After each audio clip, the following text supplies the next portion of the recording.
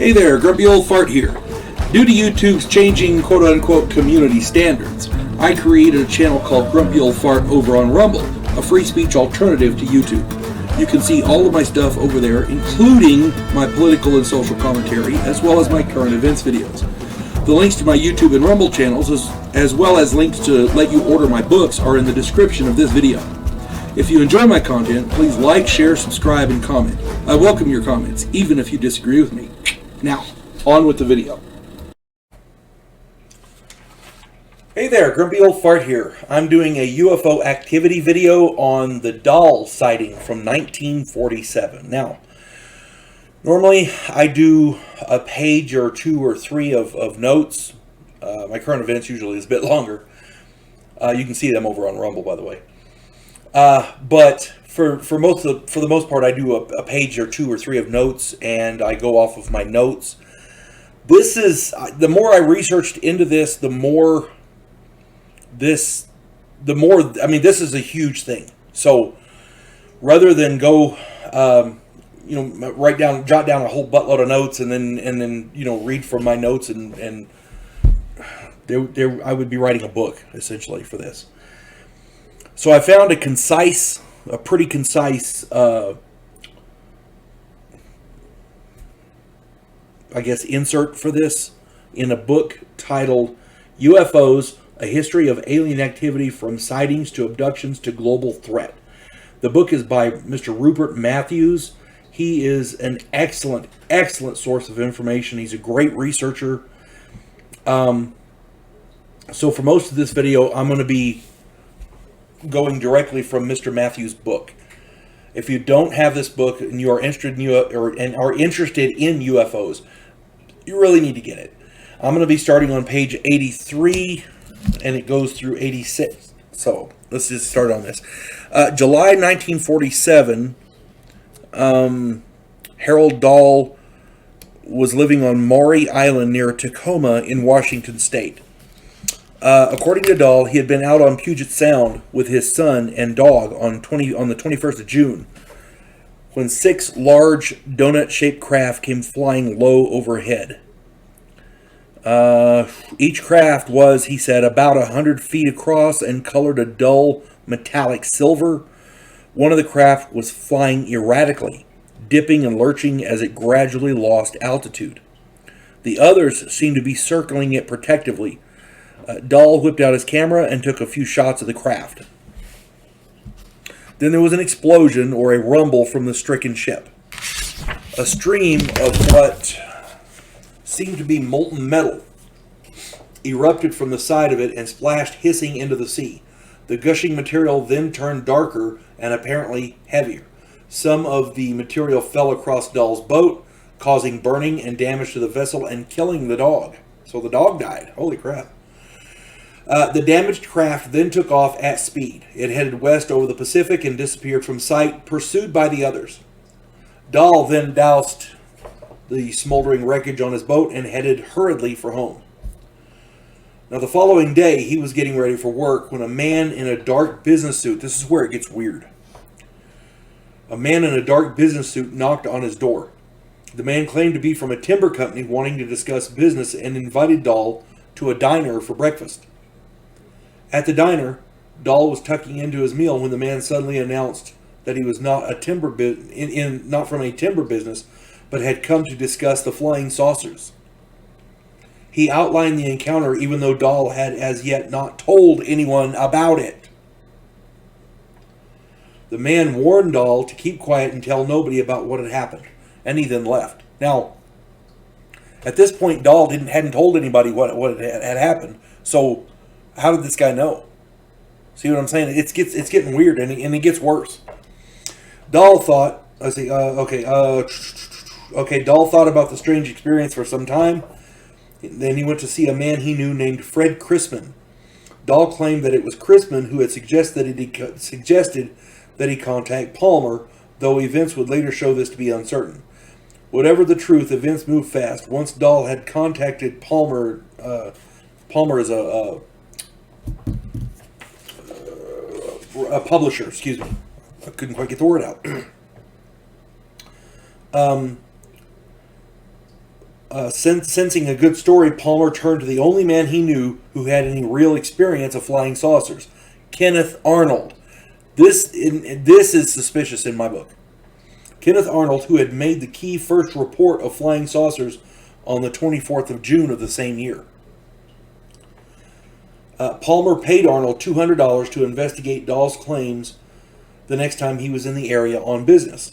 So on 29 July, Arnold flew to Tacoma, found Dahl in the phone book, and called him up. So they met, they talked. I'm going to broadly paraphrase some of this, otherwise I'll be reading forever. It's a huge story here. Dahl showed Arnold some fragments that he claimed were solidified chunks of the material that fell on his boat. Arnold thought they looked like metallic rock of some sort. The next day, Arnold met with both Dahl and Chrisman and was showed more fragments of the material. Arnold asked to see the photos that Dahl had taken, but Chrisman said that they had been unable to find the camera. They would look for it again now that an investigator was on the case. Now,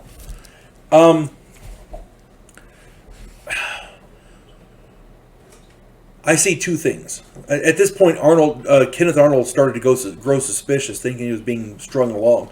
My contention here is it's either that or the guy in the business suit who he hadn't told anybody, and then the guy shows up and warns him not to tell anybody.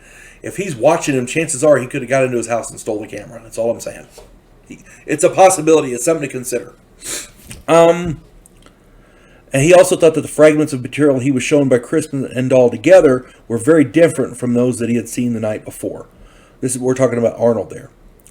The new pieces looked like lava, while those he had seen earlier had been altogether stranger. Arnold called in a friend of his, A.J. Smith, for his opinion. Smith arrived that evening, and the pair agreed to meet Chrisman and Dahl the next day. That evening, Arnold had a disturbing phone call from reporter Ted Morello of the United Press Agency. Arnold had met to discuss his own sighting. This is the guy that Arnold had called when he met to discuss his own sighting back in the original flying saucer thing. Morello told Arnold that a man had just phoned him to tell him about Arnold's investigation and to pass on verbatim conversations between Arnold and Smith on the privacy of their shared hotel room. So while they're in their hotel room, somebody was able to hear them or record them or whatever, because this guy had verbatim conversations. Clearly the room was bugged, but it was not clear who by or why they had phoned Morello. The next day, July the 31st, Smith and Arnold had their meeting with Chrisman and Dahl, who handed over more fragments but claimed still to be unable to find the camera. After the meeting, Smith agreed with Arnold that something was very fishy about the whole business, but neither man could agree what. They decided to turn the matter over to the military and called Arnold's contact, Captain William Davidson of the Intelligence Department of the 4th Air Force HQ at Hamilton Field. There in California. Davidson flew up on the following day in a B-25 transport along with Lieutenant Frank Brown, a fellow intelligence officer, as co-pilot. Davidson and Brown met with Chrisman, but not Dahl, who had gone back to work, and took possession of a box of fragments alleged to have come from the UFO. Just after Davidson and Brown left to return to the airport, Morello phoned again to say that his mysterious informant had just called to give him full details of that meeting. So there's a lot of surveillance going on. That afternoon, Brown and Davidson took off from Tacoma Airfield in their B-25. Soon after takeoff, the port engine caught fire and continued to burn for some minutes before the aircraft crashed, killing both men and destroying the box of fragments. A third crew member had bailed out to safety.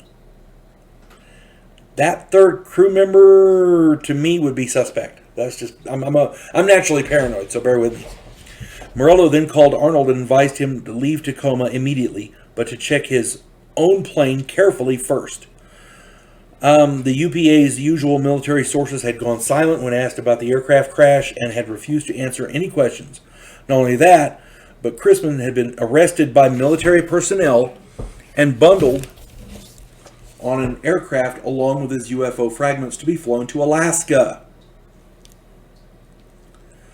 Arnold tried to contact Chrisman only to be told that he had been called away on urgent business and would be gone for several days.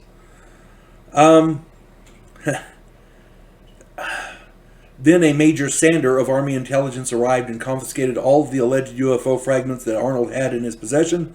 Sander claimed that the whole story was a hoax and that the fragments were nothing but worthless slag from a blast furnace. He said that the pieces would be analyzed and the results sent to Arnold. Arnold never received the analysis report. About a week later, Palmer's office in Chicago suffered a burglary.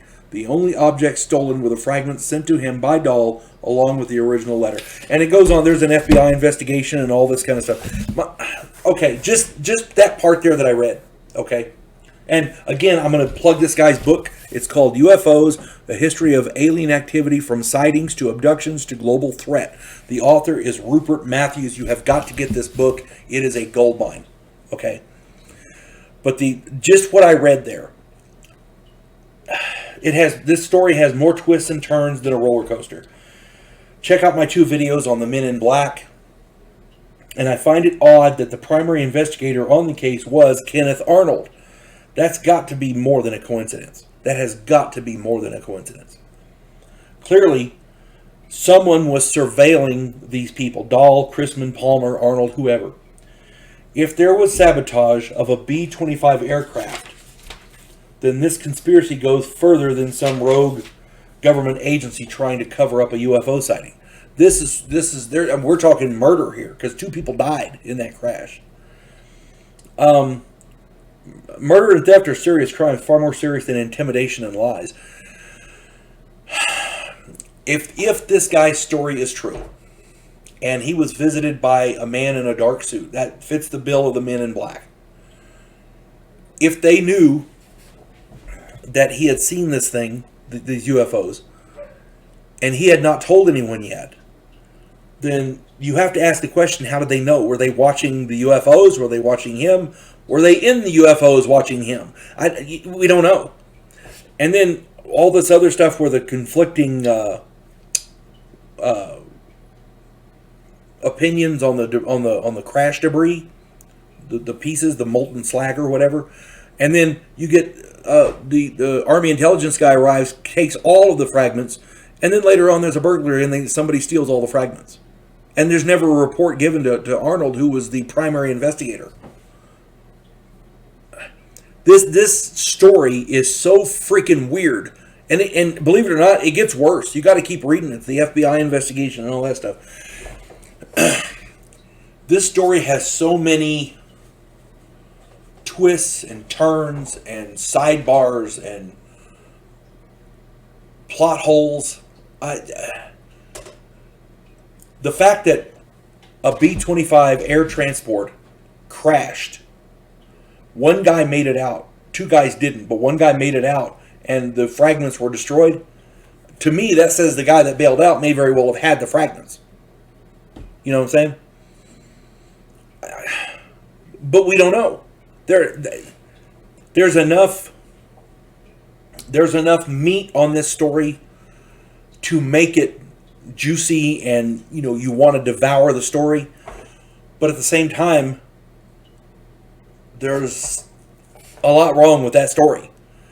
There's clearly some sort of a cover-up going on, and it's more than one organization doing it. Obviously, military intelligence, Army intelligence is involved. If this guy with the suit was a Man in Black, you got that group involved. Do your own research. I don't know what else to say about this. It's crazy. Do your own research, and I would love to read your comments about this. As I recall, this was featured on a show called UFO Hunters, so go check that out as well. If you've got ideas or suggestions or comments or some more information than that, please put it in the comments. I'd be glad to read it. This story piqued my interest, but the more I researched, the story kept going on and on and on and on and on. So it was easier to read from this man's book, and you've got to get the book. I plugged it twice. UFOs, a history of alien activity from sightings to abductions to global threat. It's a gold mine for a whole bunch of different UFO sightings. A lot of the UFO phenomena is detailed in this. Go check it out. The author's name is Rupert Matthews, excellent researcher. So if you get a chance, get the book, but if you get a chance, do some research, and I'd love to read your comments. I hope this finds everybody well. You folks have a good day. God bless one and all. We elect cookie-cutter politicians every single election cycle. Yes men who maintain the status quo and do just enough to make us believe the system still works. Imagine, if you will, a president who actually tries to fix things. If you like action, political intrigue, and a righteous crusade, check out my political thriller, The Righteous President.